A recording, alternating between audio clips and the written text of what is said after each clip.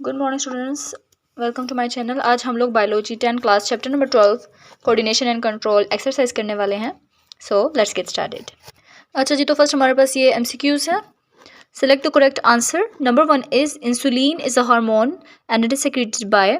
Insulin जो हमारे पास hormone है वो कौन से ग्लैंड से सेक्रेट होता है? तो अब हम बताएंगे कि वो लिवर से, पेंक्रियास से, स्टमक से या लिवर और पेंक्रियास दोनों से। तो हमारे पास जो पेंक्रियास है उसमें हमारे पास इंसुलिन जो है वो सेक्रेट होता है, तो इस वजह से हम इसको सेलेक्ट कर लेंगे। अगला हमारे पास नंबर 2 है, one of the following is a muscular layer of the eyeball. आई बाल के मस्कुलर लेयर को क्या कहते हैं? ठीक है, जो ऊपर वाला लेयर होता है उसका मस्कुलर, उसको हम कहते हैं स्क्लेरा। ठीक है। Then the third one is the part of neuron that carries the signals away from the cell body. अब यहाँ पे क्या है कि न्यूरॉन के वो वाला हिस्सा जो सेल जो न्यूरॉन का वो वाला हिस्सा जो सेल बॉडी से सिग्नल्स को लेके जाता है। ठीक है, लेके आता नहीं है उधर बल्कि लेके जाता है, तो that is axon. We have to select it. Number 4 is one of the following is responsible for the detection of changes in the environment. Receptor हमारे पास वो है जो एनवायरनमेंट में जो भी चेंज आए, यानी जो भी स्टिमुलाई हो उसको लेने वाला हमारे पास रिसेप्टर होता है। ठीक है, रिसेप्टर जो चेंज को डिटेक्ट करता है। Number 5 is which of the following is true about the cerebral cortex. तो अब हमारे पास सेरेब्रल कॉर्टेक्स के बारे में, अच्छा इसमें हमारे पास सेरेब्रल कॉर्टेक्स के बारे में क्या कौन सी बात इसमें मतलब सच्ची है, यानी कौन सी बात ट्रू है? तो it is located deep in the brain. Cerebral cortex outer layer of the brain है, तो उससे वो क्या ब्रेन के अंदर होता है या at the back of the brain या पेरिफेरल नर्वस सिस्टम पे। लेकिन हम इसमें जो ट्रू बात है वो ये है कि it is the folded outer covering of the brain. ठीक है, तो हम लोग बी वाले को सेलेक्ट कर लेते हैं। अगला हमारे पास नंबर 6 है, light rays focus behind the retina instead of focusing on the surface of retina condition is known as. यानी जब हमारे जो लाइट रेज हैं वो हमारे रेटिना पे फोकस ना करें बल्कि उससे बिहाइंड द रेटिना वो फोकस करें, तो वो हमारे पास कौन सी बीमारी होगी? तो वो हमारे पास होगी हाइपरमेट्रोपिया, मेट्रोपिया, जो नज़दीक की नज़र जिसकी कम होती है। ठीक है। अगला हमारे पास है number 7, microscopic gaps between the neuron ending are. जो माइक्रोस्कोपिक गैप्स है न्यूरॉन एंडिंग में वो कौन से हैं? तो अब साइनेप्स। ठीक है, साइनेप्स हमारे पास माइक्रोस्कोपिक गैप्स है न्यूरॉन्स के एंडिंग में। Number 8, the largest part of the brain is cerebrum. ये तो सिंपल बात है कि लार्जेस्ट पार्ट ऑफ ब्रेन क्या है हमारे पास? सेरेब्रम है। Number 9 is intelligence is under the control of. हमारे जो इंटेलिजेंस है वो ब्रेन के कौन सा पार्ट कंट्रोल करता है? And that is also cerebrum. ठीक है, सेरेब्रम ही हमारे इंटेलिजेंस के हिस्से को कंट्रोल करता है। Number 10, mixed nerves are made of.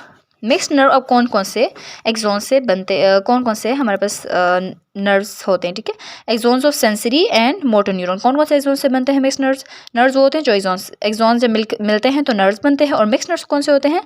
जो सेंसरी और मोटर न्यूरॉन से के एक्सोन से बनते हैं। तो हमारे पास number 1 is the true option about this. Number 11, the part of the brain which you see in recalling your memories is।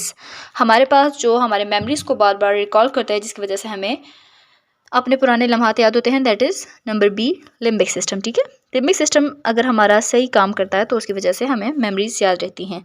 Number 12 is which of these acts as both is exocrine and endocrine gland. जो हमारे पास एक्सोसाइरिन gland के जरिए भी काम करता है और एंडोसाइरिन के भी, तो वो हमारे पास कौन सा ग्लैंड है? And that is pancreas. Okay. Number 13 is in the inner ear vibration make pressure wave in the fluid of. हमारा जो इनर ईयर है, last part of the ear, उसमें वाइब्रेशन जो प्रेशर पैदा करता है कौन सी जगह पे पैदा करता है? तो that is semi circular canal. Semi circular canal पे हमारे पास प्रेशर बनता है जिसकी वजह से हमें आवाज़ फील होती है। Part number B, write short answer of the following questions. Question number 1 is how do reflex action work in human being. अब हमारे पास फर्स्ट क्वेश्चन क्या है? How do reflex action work in human being. Human being में reflex action कैसे काम करता है? तो चले आए, you have to come on page 40। यहाँ पे हमारे पास रिफ्लेक्सेशन है, तो पहले आपने रिफ्लेक्सेशन की डेफिनेशन लिखनी है और वो है ये वाली। ठीक है, आपने ये रिफ्लेक्सेशन की डेफिनेशन लिख लेनी है फर्स्ट। आफ्टर दैट आप लोगों ने क्या करना है? एग्जाम्पल देनी है। इन ऊपर वाले एग्जाम्पल्स में आप कोई भी दे सकते हैं। चलिए मैं फर्स्ट वाले एग्जाम्पल को दे देती हूँ। ठीक है, so this is our one shot. तो चलिए मैं आपको ये समझाती हूँ कि है क्या। ठीक है, फर्स्ट हमारे पास है रिफ्लेक्सेशन। तो reflex action is an automatic, immediate, quick, involuntary fixed response. ठीक है। हमारे पास एनवायरमेंटल चेंज कोई भी स्टिमुलाई जब आता है तो उसके जब हम डायरेक्ट क्विक रिस्पॉन्स देते हैं और वो जो हमारे कंट्रोल में नहीं होता वो वाला रिस्पॉन्स, उसे कहते हैं रिफ्लेक्स एक्शन। ठीक है। और उस एक्शन में हमारे पास जो ब्रेन होता है वो इन्वॉल्व होता है and we can see these are involuntary responses of the body on which we do not have any control. ये इनवॉलेंट्री रिस्पॉन्सेज है जिससे जो हमारे कंट्रोल के अंदर नहीं होती। ठीक है। हम डायरेक्ट वो काम कर जाते हैं और हमें पता तक नहीं चलता क्योंकि ये इनवॉलेंट्री एक्शंस होते हैं। तो हमारे पास जो एग्जांपल है इसके फर्स्ट आप देख सकते हैं, if your finger touching the tip of a needle you at once detect your hand without thinking. जब हम कभी भी किसी नीडल के टिप को टच करते हैं हम डायरेक्ट अपने हाथ को हटा लेते हैं बिना सोचे, क्योंकि ये एक रिफ्लेक्स एक्शन है, हम डायरेक्ट से कर लेते हैं। ठीक है। अगर कोई similarly if something is coming toward your face you move your head away, जब आपके मुंह की तरफ कोई चीज़ आ रही होती है आप जल्दी से मुंह हटा लेते हैं, तो ये रिफ्लेक्स एक्शन है। इसमें हमारे पास कोई कंट्रोल, हम लोग उसके बारे में सोचते नहीं कि हमें करना क्या है, हम इमीडिएट वो काम कर लेते हैं, तो दैट इज़ रिफ्लेक्सेशन। सो ये हमारे पास क्वेश्चन नंबर 1 का आंसर है। चलते हैं क्वेश्चन नंबर 2 की तरफ। So our second question is what are the causes of epilepsy and paralysis. ये हमारे पास 2 डिजीजेस हैं, इनके काजेज क्या हैं।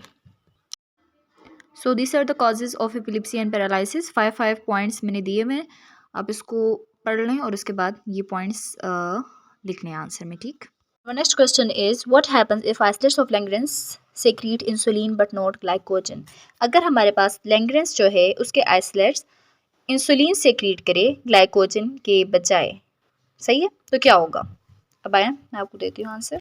अच्छा, अगर हमारे पास आइसोलेट ऑफ लैंग्रेंस इंसुलिन को सेक्रेट करते हैं ग्लाइकोजन के बजाय, तो हमारा जो ब्लड शुगर लेवल है वो बहुत कम हो जाएगा, क्योंकि हमारे पास ग्लाइकोजन जो होता है वो ब्लड शुगर लेवल को नॉर्मल रखता है। और अगर इंसुलिन हमारे पास सेक्रेट हो और ग्लाइकोजन नहीं, तो ग्लाइकोजन के जो लेवल है वो भी कम हो जाएगा और ब्लड शुगर लेवल भी कम हो जाएगा।